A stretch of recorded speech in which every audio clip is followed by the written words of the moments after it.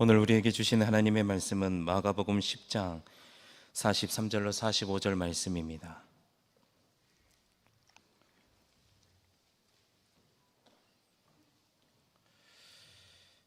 우리 계시된 하나님의 말씀을 다 함께 봉독합니다.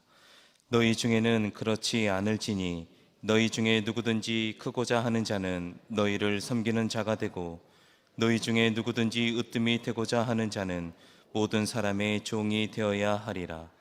인자가 온 것은 섬김을 받으려 함이 아니라 도리어 섬기려 하고 자기 목숨을 많은 사람의 대속물로 주려 함이니라. 아멘. 오늘 10월 마지막 주죠. 10월은 주일이 5번 있습니다. 10월의 마지막 주일에 또 마지막 날이잖아요. 제가 남자들 군대 이야기하는 거 아주 싫어한다고 그러는데 제가 9월 11일 날 군에 입대해서 논산훈련소에서 4주간 훈련을 받고 강원도 와천군 산하면 사창리 27사단 배속을 받아서 짝대기 하나 달고 열심히 침상을 닦다가 고개를 들으니까 텔레비전에서 이용이 노래를 부르는 거야. 그날이 10월의 마지막 날이었어요.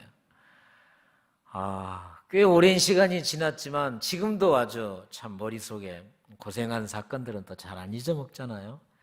그때 이용이 노래 불렀던 10월의 마지막 날, 오늘이 10월의 마지막 날입니다.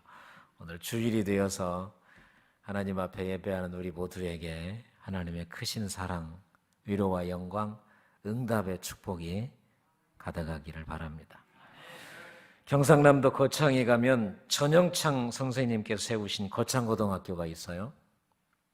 그 학교 강당에 가면 직업 선택에 10개가 걸려 있는데 어제 전화를 확인하니까 지금도 걸려 있다고 그래요.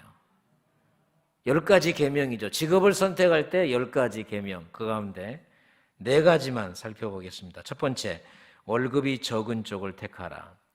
세 번째, 승진의 기회가 거의 없는 곳을 택하라. 여섯 번째, 장래성이 전혀 없다고 생각되는 곳으로 가라. 아홉 번째, 부모나 아내나 약혼자가 결사 반대하는 곳이면 틀림없다. 여러분, 이 학교가 기독교 정신으로 세워진, 그래서 이 학교를 통해서 수많은 주의 종들과 선교사들과 믿음의 사람들을 배출한 참 소중한 고등학교입니다.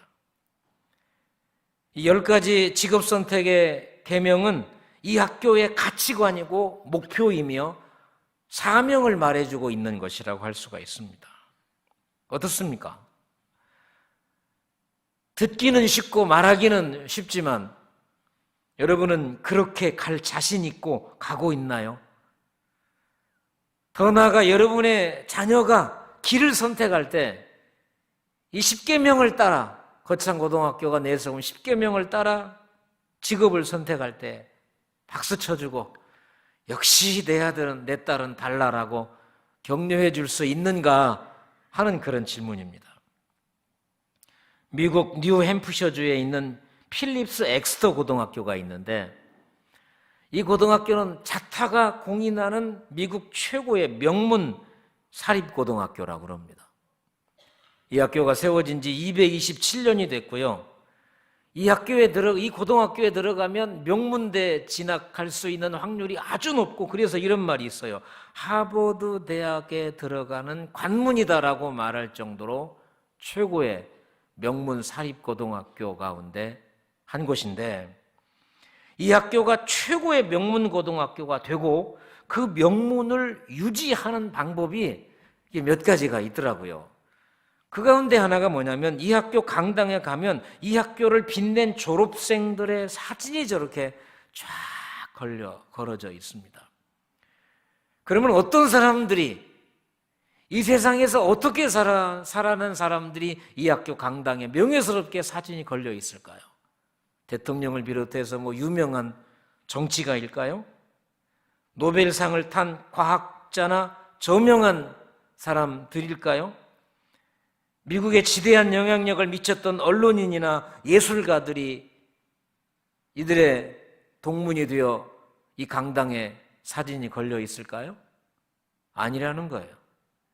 227년의 역사가 만들어낸 그 소중한 명문이 될 수 있었던 것은 그 강당에 걸려있는 그 수많은 사진은 조국의 부름을 받고 1, 2차 세계대전에서, 한국전에서, 베트남전에서 사망한 동문들의 사진이 그 강당에 걸려있다는 것입니다. 그러니까 이 학교의 최고의 가치는 조국의 부름을 받고 나라를 위해서 목숨을 바친 사람들이 최고의 사람들이다라고 말하고 있는 것이죠. 거창고등학교나 필립스 엑스터 고등학교가 우리들에게 말하고 있는 것은 자신을 위해 성공과 출세한 사람이 진정한 성공한 사람이 아니라 남을 위해 헌신한 사람, 나라를 위해서 하나밖에 없는 생명을 바친 사람들이 진정한 이 세상에 가치 있는 사람이다라는 것을 말해주고 있습니다. 그러나 거창고등학교의 직업선택 10가지나 필립스 엑스터 고등학교의 강당에 걸린 학교를 빛낸 졸업생들의 사진이나 여러분 결코 쉽지 않습니다.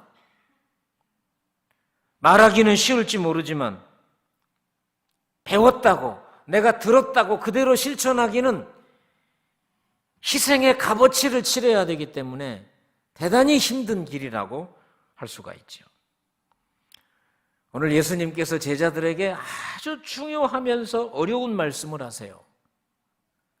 듣기는 좋고 말할 때는 폼이 날지 모르지만 그 길을 따르기는 너무나 힘들고 어려운 길. 우리는 오늘 이 말씀을 들을 때 핑계대지 말고 나는 아니다고, 나는 그 조건이 안 된다고, 나는 아직 아니다고 핑계하지 말고 최선을 다해서 따라가는 은혜가 있기를 축복합니다. 근데 따라가야 하는 이유가 뭐냐면 예수님이 그 길을 가셨어요. 그리고 그 길을 먼저 가신 예수님이 우리에게 말씀하시기를 이 길이 맞다고, 이렇게 살아가는 길이, 이 길이 진리다고 우리에게 증명해 주셨기 때문에 어려운 그 길 함께 따라가는 은혜가 있기를 축복합니다. 오늘 본문에는 야고보와 요한이 예수님에게 와서 자리를 정탁합니다. 동일한 본문을 가지고 있는 마태복음 20장에는 어머니가 와서 예수님에게 청탁한다고 말합니다. 두 아들이 와서 예수님에게 청탁을 하든 어머니가 와서 청탁을 하든 예수님, 당신이 이 나라의 왕이 된다고 우리가 알고 있는데 당신이 왕이 되거든 한 사람은 오른쪽에 한 사람은 왼쪽에 앉는 그런 은혜를 우리 자식들에게, 우리들에게 주십시오 라고 청탁하는 이 이야기를 통해서 오늘 또 우리에게 말씀하시는 하나님의 음성을 듣는 소중한 시간이 되기를 축복합니다. 첫 번째, 어려운 그 길 따라가고 싶은데 나의 욕심이 섬김의 그 길을 방해해요. 따라가고 싶어요. 정말 들은 대로, 내가 말한 대로 정말 그 섬김과 헌신의 길을 따라가고 싶어요. 그런데 나의 욕심이 그 섬김과 헌신의 길을 철저하게 가로막고 있다는 것이죠. 예수님은 이 세상에 오셔서 내가 왜 이 세상에 왔는지, 그래서 이 세상에 온 이유, 내가 십자가에 죽을 것이며 그리고 부활할 것이라는 사실을 3번 말씀하세요. 딱 3번.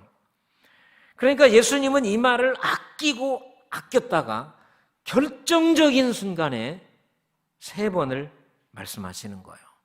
아니 왜 아낄까요? 아니 말을 하지, 내가 왜 왔는가? 여기도 저기도 수없이 말할 수 있는데 아끼고 아껴서 3번 말씀하신 이유는 내 때가 이르지 않았기 때문에.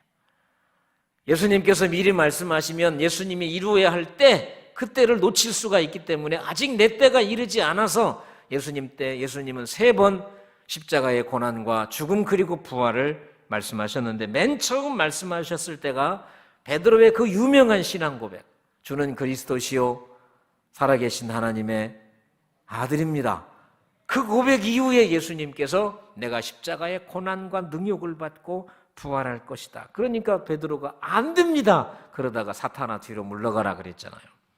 두 번째 예수님께서 다시 자신의 고난과 부활을 이야기하신 한 적이 한때가 오늘 우리가 읽은 본문입니다. 자, 마태복음 10장 33절과 34절 읽어보겠습니다. 보라, 우리가 예루살렘에 올라가노니 인자가 대제사장들과 서기관들에게 넘겨지며 그들이 죽이기로 결의하고 이방인에게 넘겨주겠고 그들은 능욕하며 침뱉으며 채찍질하고 죽일 것이나 그는 3일 만에 살아나리라. 그들이 나를 능욕할 것이다, 침뱉을 것이고 채찍질할 것이고 그래서 나를 십자가에 죽일 것이지만 나는 3일 만에 살아날 것이다. 지금 예수님은 십자가의 고난과 부활을 이야기하고 있어요. 그런데 이 이야기 다음에 바로 이어지는 게 야고보와 요한이, 또 야고보와 요한의 어머니가 예수님에게 와서 예수님, 당신이 왕이 되면 우리 두 아들을, 나를 오른쪽 왼쪽 한 자리 차지하게 해주세요. 그렇게 지금 말하고 있는 거예요. 첫 번째 예수님께서 고난과 부활을 말씀하실 때 그래도 베드로가 안 됩니다 그랬잖아요. 그래도. 그런데 두 번째 예수님께서 고난과 부활을 말씀하실 때는 그 누구도 예수님 그러시면 안 됩니다라고 말한 사람이 한 사람도 없었을 뿐만 아니라 예수님은 자신의 십자가의 고난과 능욕을 이야기하는데 제자들은 누가 더 크냐? 예수님이 왕이 되면 누가 좌우를 차지할 것인가? 자신의 밥그릇 챙기기에 여념이 없는 어리석은 제자를 우리가 볼 수가 있습니다. 여러분, 우리가 말씀 앞에서 하나님의 은혜를 놓치면 베드로처럼 사탄 같은 행동을 해요. 지금 예수님이 제자들 눈앞에서 거리가 얼마나 되겠습니까? 우리 성전이 넓어서 이 앞에도 앞이지만 저 뒤에 계신 분들, 예수님이 말씀하실 때 저 뒤에 멀리 계신 분들하고 이야기했겠습니까? 아주 가까이서 자기 옆에 있는 사람들과 같이 예수님께서 자신의 고난과 부활을 말씀하셨는데 아무리 가까이에서 말씀을 들어도 그 말씀을 기억하지 못하면 베드로처럼 사탄의 행동이 될 수가 있다. 예수님의 제자들처럼 내 눈앞에서 그 말씀을 놓치면 오늘 주님은 고난과 능욕을 말씀하시는데 자신의 밥그릇 챙기는 어리석은 사람이 될 수 있다라는 사실을 오늘 우리들에게 가르쳐 줍니다. 오늘 이 자리에서 하나님 말씀을 듣는 여러분, 영상으로 하나님 말씀을 듣는 여러분, 어디에 있든지 생명의 말씀을 놓치는 어리석음이 없기를 축복합니다. 말씀을 들을 때 나하고 상관없다고, 이것은 내 말씀이 아니다고 뒤로 던지면 우리도 순간에 베드로처럼 사탄이 될 수 있고요. 예수님은 고난을 말씀하시는데 자기 밥그릇을 얘기하는 어리석은 제자가 될 수 있다는 사실을 명심해야 할 것입니다. 그런데 우리가 성경을 더 읽으면 예수님 앞에 와서 예수님 오른쪽 왼쪽 자리 달라고 하는 야고보와 요한이 그래도 괜찮은 사람이다라는 생각을 하게 됩니다. 야고보와 요한이 예수님 오른쪽 왼쪽 자리 주세요. 두 명의 제자가 예수님에게 자리 청탁했다는 소문은 그 좁은 갈릴리 바닥에 나머지 10명의 제자의 귀 속에 다 들어갔습니다. 어떻게 됐을까요? 마가복음 10장 41절입니다. 10제자가 듣고 야고보와 요한에 대해서 화를 내거늘. 왜 10명의 제자, 나머지 제자가 화를 내고 분을 낸 거죠? 나머지 10명의 제자들은 예수님의 십자가의 능욕과 고난을 기억했기 때문에 화를 냈을까요? 나머지 10명의 제자들은 예수님은 세상의 왕이 아니라 우주의 왕이시며 하늘의 왕이 될 것임을 알았기 때문에 화를 냈을까요? 아니에요. 아니에요. 이 10명의 제자의 마음속에도 똑같은 욕심과 욕망과 야망이 그 자리 속에, 가슴 속에 똑같이 자리 잡고 있었어요.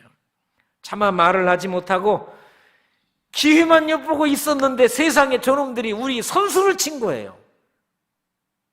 그래서 혹시라도 예수님이 저 두 제자의 어머니까지 동원한 저 청탁에 예수님이 넘어가서 자신의 자리가 빼앗길지도 모른다는 그 불안감이 10명의 제자의 가슴 속에 엄습해 온 거예요. 그래서 10제자가 듣고 야고보와 요한에 대하여 심히 화를 낸 것입니다. 아, 형님 먼저 아우 먼저는 텔레비전 광고에서나 가능하구나.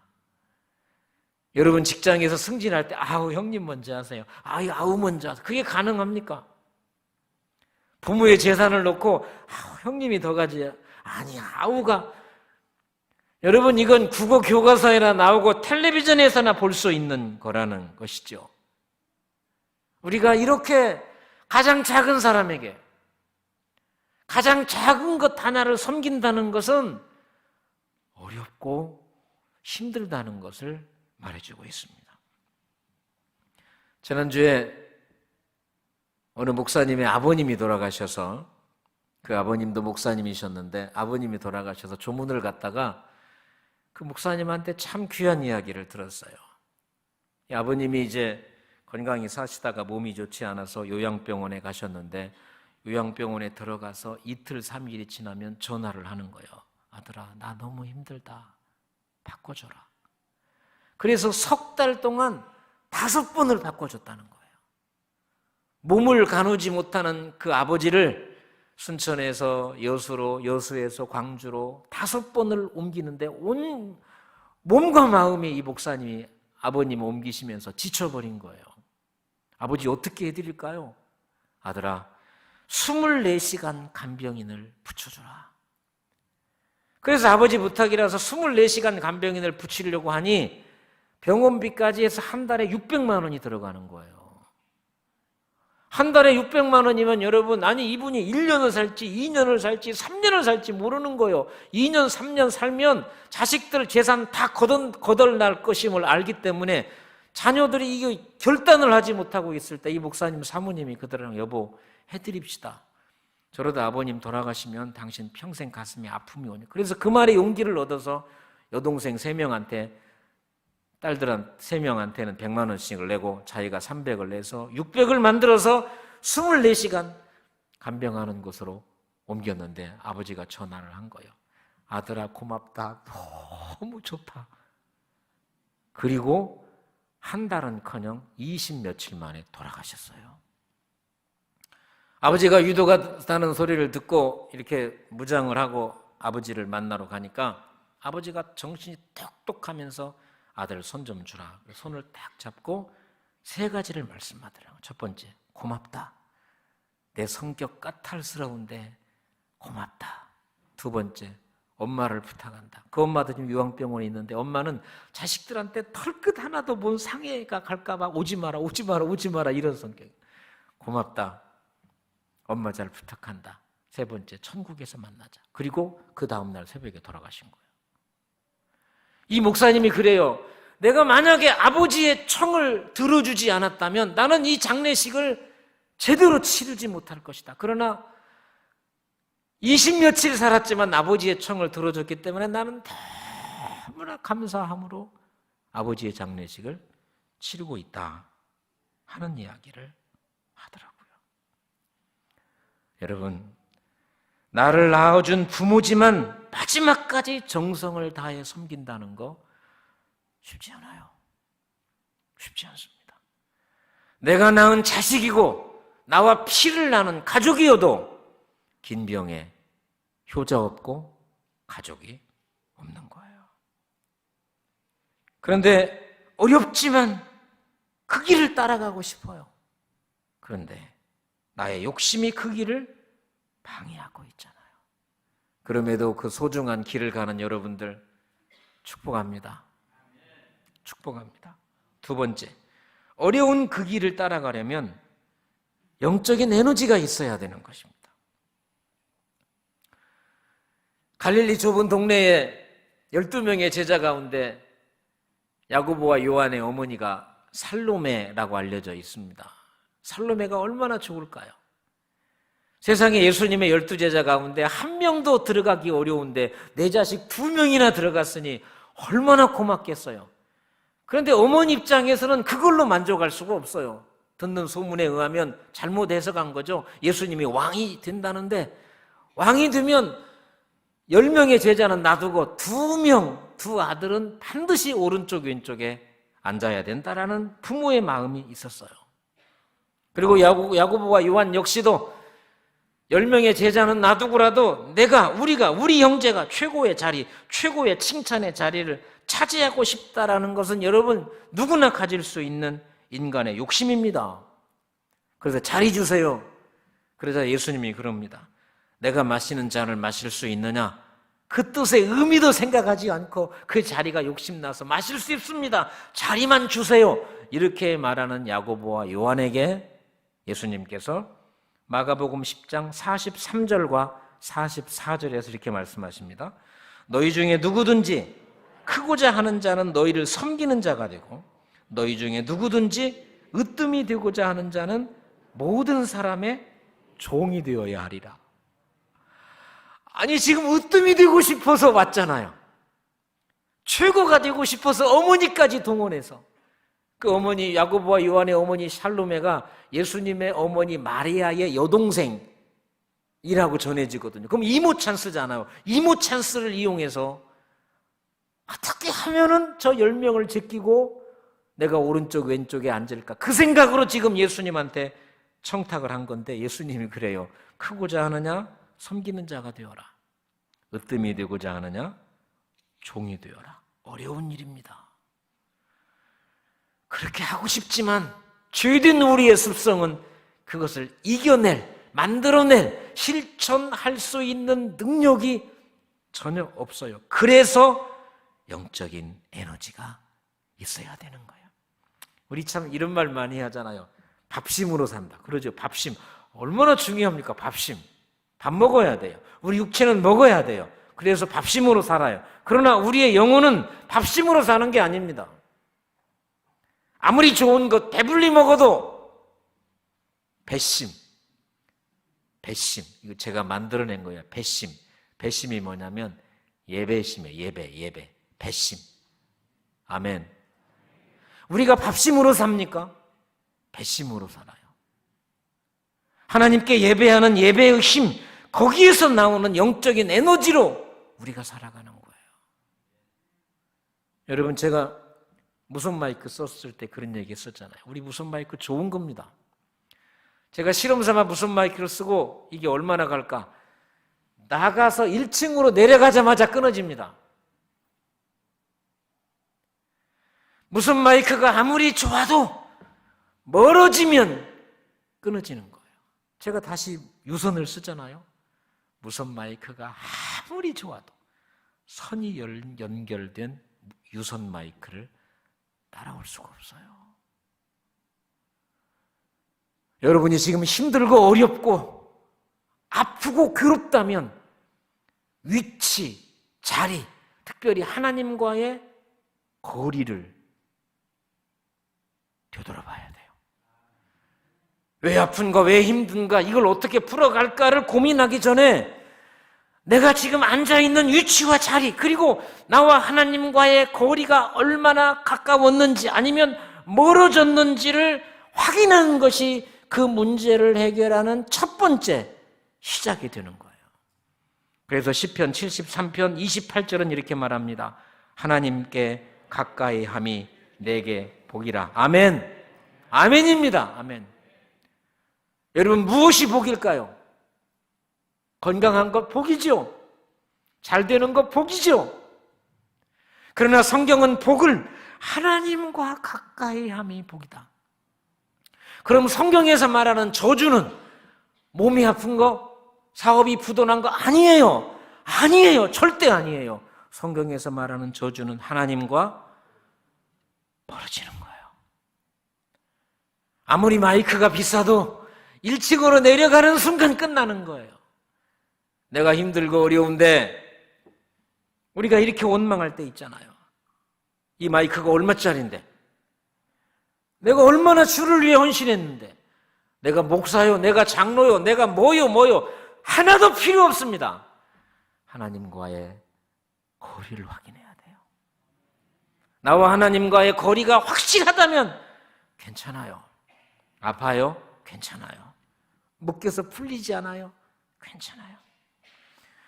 여러분, 이 이야기 그 다음 성경 마가복음 끝부분에 나오는 게 바디메오 이야기가 나와요. 근데 바디메오는 복 있는 사람입니다. 왜 복이 있을까요? 바디메오는 거지예요. 맹인이에요. 여러분, 거지와 맹인 같이 가는 겁니다. 근데 왜 그가 복이 있어요? 자, 마가복음 10장 47절. 나사렛 예수시란 말을 듣고 소리질러 이르되 다윗의 자손 예수여 나를 불쌍히 여기소서. 앞을 보지 못하는 맹인 앞에 나사렛 예수가 지나간다는 소리를 들었어요. 소리를 지릅니다. 나사렛 다윗의 자손 예수여 나를 불쌍히 여기소서. 왜 소리를 지를까요? 소리 지르지 않으면 예수는 나와 점점점 멀어지는 거예요. 예수가 멀어지면 그 예수가 아무리 힘과 능력과 권세가 있어도 나와 상관이 없어요. 반대로 내가 아무리 거지이고 내가 아무리 맹인이어도 그 예수를 붙잡으면, 그 예수를 내 앞에 세우면, 그 예수가 내 앞에 서면 바디메오처럼 복 있는 사람이 되어 치유와 영광의 은혜를 체험하게 되는 거예요. 사랑하는 성도 여러분, 부탁합니다. 어려운 그 길 함께 갑시다. 그러나 우리는 죄인이기 때문에 같이 갈 수 없어요. 그래서 우리에게 필요한 게 영적인 에너지예요. 세상 사람들은 밥심으로 산다고 하지만 우리는 밥심이 아니라 밥심을 넘어 배심. 아멘. 예배의 힘, 예배에서 흘러나오는 영적인 능력과 권세로 섬길 수 없는 사람을 섬기게 되는 거예요. 세 번째, 그런데 그 어려운 길을 예수님은 가셨어요. 마가복음 10장 45절을 같이 보겠습니다. 인자가 온 것은 섬김을 받으려 함이 아니라 도리어 섬기려 하고 자기 목숨을 많은 사람의 대속물로 주려 함이니라. 아멘. 여러분, 이 마가복음 10장 45절은 마태복음 20장 28절 글자 하나 안 틀리고 똑같습니다. 예수님은 자신이 한 이 말대로 내 죄를 위해 십자가에 죽으셨어요. 예수님은 우리처럼 결코 말만 하시는 분이 아니었습니다. 말해놓고 상황과 조건이 안 되면 뒤집어 엎고 내가 언제 그랬냐, 억울하다, 그러지 않았어요. 예수님은 이 마태복음 10장 45절 그대로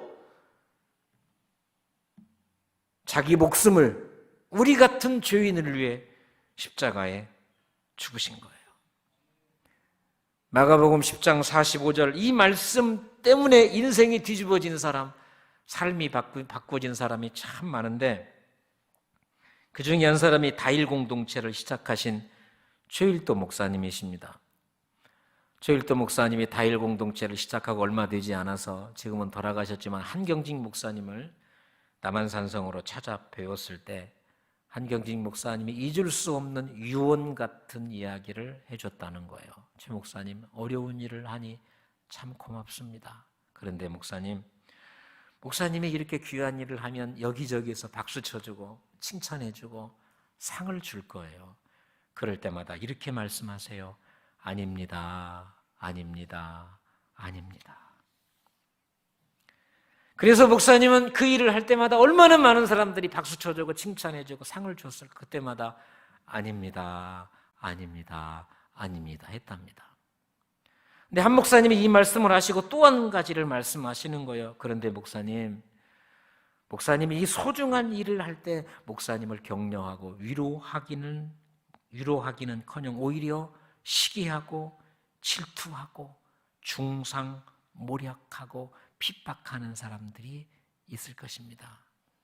그때마다 꼭 이렇게 말씀하십시오. 당연하지요. 당연하지요. 당연하지요. 최일도 목사님은 한경직 목사님의 말을 들어서 그 말씀을 가슴에 품어서 칭찬하고 격려할 때마다 아닙니다. 아닙니다. 이것은 그래도 잘했는데 정말로 어려운 게 뭐냐면 억울한데 당연하지요, 당연하지요 이렇게 말하는 것은 너무너무 힘들었다 그러십니다. 여러분, 우리가 억울한 일을 당해도 애매한 고난 앞에서 당연하다라고 말할 수 있는 이유는 딱 하나예요. 그분이 그 길을 가셨어요. 그리고 그 길을 가신 그분이 가보니 이 길이 맞대요. 힘들어도 어려워도 섬기고 높아지려고 하는 자는 섬겨야 되고 종이 되는 그 길이 맞다고, 그게 진리다고 우리 예수님이 말씀을 하셨어요. 마가복음 15장 16절, 19절, 20절입니다. 군인들이 예수를 끌고 들어가 갈대로 그의 머리를 치며 침을 뱉으며 희롱을 다한 후 십자가에 못 박으려고 끌고 가니라. 하나님의 아들 예수님을 인간들이 끌고 갔습니다. 갈대로 머리를 치면서 조롱하고 침을 뱉었습니다. 희롱을 하고 십자가에 못 박았습니다. 그런데 그분이 이 길이 옳대요. 여러분, 어떻게 이 길이 옳아요? 하나님의 아들이 끌려갔는데 갈대로 치며 조롱당하고 침뱉음을 당하고 희롱을 당하고 옷이 벗겨지고 십자가에 처참하게 죽었는데 어떻게 그 길이 옳아요? 그런데 주님이 옳대요. 그 은혜로 우리가 오늘 살았어요. 자기 목숨을 우리의 대속물로 주신 섬김의 완성자이신 예수 그리스도로 인하여 오늘 우리가 이 자리에 앉아 있는 거예요. 그렇다면 힘들어도 같이 갑시다. 그 길이 힘들고 어려워도 포기하지 말고, 부모 섬기는 것도, 내가 낳은 자식도 섬기기 어려운데 다른 사람을 섬긴다고요? 다른 교회를 섬긴다고요? 다른 나라를 섬긴다고요? 죄 많은 우리들은 시작부터 불가능한 거예요. 그러나 밥심이 아니라 예배에서 흘러나오는 영적인 배심, 그 능력과 권세가 우리에게 있다면 우리도 할 수 있어요. 왜? 주님이 하셨잖아요. 우리보다 먼저 가신 그분이 그 길이 옳다고 증명을 해주셨잖아요. 힘들어도 같이 가십시다. 힘들어도 그 길, 십자가 그 길 지고, 십자가를 지고 주를 따라갑니다 하는 찬송처럼 그 십자가를 지고 묵묵히 함께 주님과 함께 걸어가 섬김과 사랑의 사명을 감당하는 믿음의 교회, 믿음의 성도들이 되기를 축복합니다. 살아계신 하나님 아버지, 죄인된 우리가 어떻게 높아지고 싶은 우리가 낮아져요? 주인 되고 싶은 우리가 어떻게 종이 될 수 있어요? 그러나 주님이 은혜 주시면 가능한 줄 믿고 오늘 또 삶의 현장에서 그렇게 살아가는 사랑하는 성도들을 축복하시고, 주님이 그 길을 가셨고 그 길이 맞다고 하셨으니 우리 모두 힘들고 어려워도 그 길 따라, 한 길 따라 주님 따라 살아가는 믿음의 성도들로 축복하여 주시옵소서. 예수님의 이름으로 기도합니다.